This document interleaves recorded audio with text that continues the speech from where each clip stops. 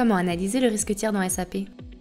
Bonjour, je m'appelle Michael Lich, je suis ingénieur avant-vente chez Altares et je m'occupe des problématiques d'intégration de données, notamment dans SAP. Peux-tu nous rappeler les données que propose Altares dans le cadre du risque tiers? Lorsqu'on parle de risque de tiers, on peut faire référence à plusieurs types de risques.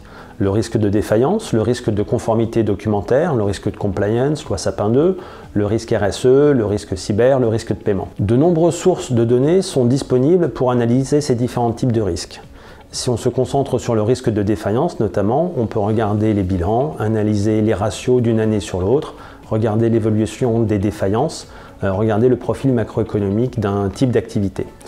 Altares propose des indicateurs simples et synthétiques qui permettent à des spécialistes et des non-spécialistes de comprendre le résultat de ces analyses et de les intégrer dans un outil. Nous allons par exemple retrouver le DNB Rating qui est un indicateur composite.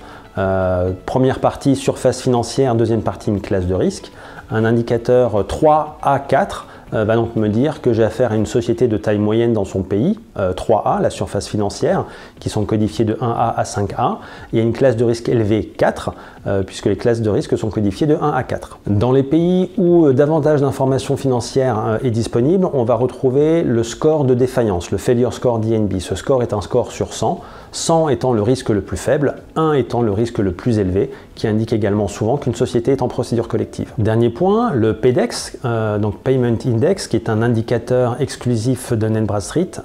Pour établir cet indicateur, on a un programme qui s'appelle le DunTrade, dans lequel des gros facturiers nous partagent leur balance AG, ce qui nous permet de voir la manière dont une société paye ses factures.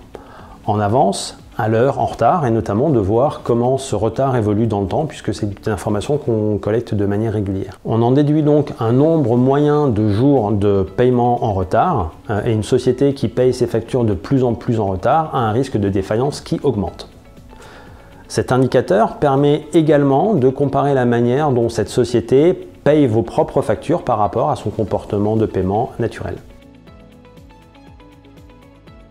Selon toi, quels sont les avantages à disposer de cette information dans la fiche tiers? La fiche tiers SAP est l'endroit où l'information fait foi, tant dans un usage pur ERP que pour des exports de données en BI ou de la synchronisation avec d'autres applicatifs.